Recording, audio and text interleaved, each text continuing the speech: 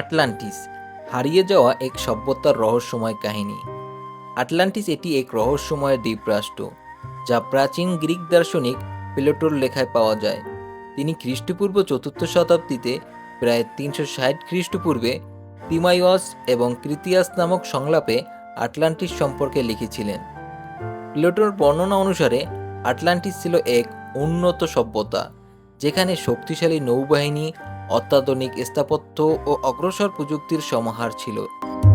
তবে এক মহাপ্রলয়ের ফলে এটি সমুদ্রগর্ভে তলিয়ে যায় এবং চিরতরে হারিয়ে যায় সমুদ্রে। আটলান্টিসের বর্ণনা অনুযায়ী এক উন্নত সাম্রাজ্যের প্রতিচ্ছবি ছিল এই শহর।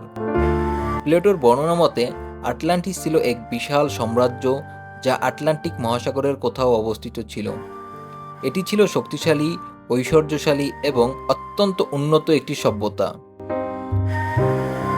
ভৌগোলিক ও নগর স্থাপত্যশালা। আটলান্টিস একটি বিশাল দ্বীপ ছিল, যেখানে কেন্দ্রীয় একটি নগর ছিল গোলাকৃতির। শহরটি ছিল 3টি বিশালাকার জলচক্র দ্বারা বেষ্টিত, যা সমুদ্রের সাথে সংযুক্ত ছিল। শহরের কেন্দ্রস্থলে ছিল একটি বিশাল রাজপ্রাসাদ, সেখানে আটলান্টিসের রাজারা বাস করতেন। নগর পরিকল্পনা ছিল অত্যন্ত সুগঠিত। সোনার প্রাচীর, রৌপ্য ও ব্রোঞ্জের অলঙ্করণ ছিল সেখানে। এর সাথে ছিল সৌন্দর্যের অন্যতম বৈশিষ্ট্য।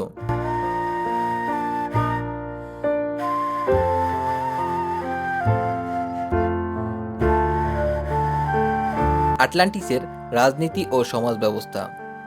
আটলান্টিসের শাসক ছিলেন সমুদ্র দেবতা পোসেইডনের বংশধররা। রাষ্ট্র পরিচালনার জন্য 10 জন রাজা ছিলেন সেখানে, যারা একত্রে সভা করে সিদ্ধান্ত নিতেন।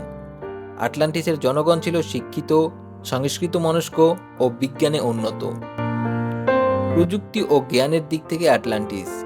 প্লেটোর বর্ণনা অনুযায়ী আটলান্টিসের অধিবাসীরা ছিলেন প্রকৌশল, স্থাপত্য ও জাহাজ নির্মাণে দক্ষ।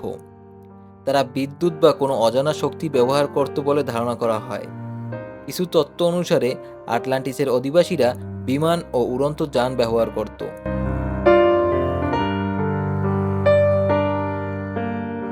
আজকের দিনে যার নাম জিব্রাল্টার। প্লেটোর মতে তার বাইরে সাগরে ছিল সুবিশাল এই দ্বীপ। বর্তমানে একে আমরা জানি আটলান্টিক মহাসাগর বলে। আয়তনের দিক থেকে আটলান্টিস ছিল প্রায় লিবিয়া আর এশিয়া মাইনরের সমান। কাজেই একে দ্বীপ না বলে ভাসমান এক মহাদেশ বলাই শ্রেয়।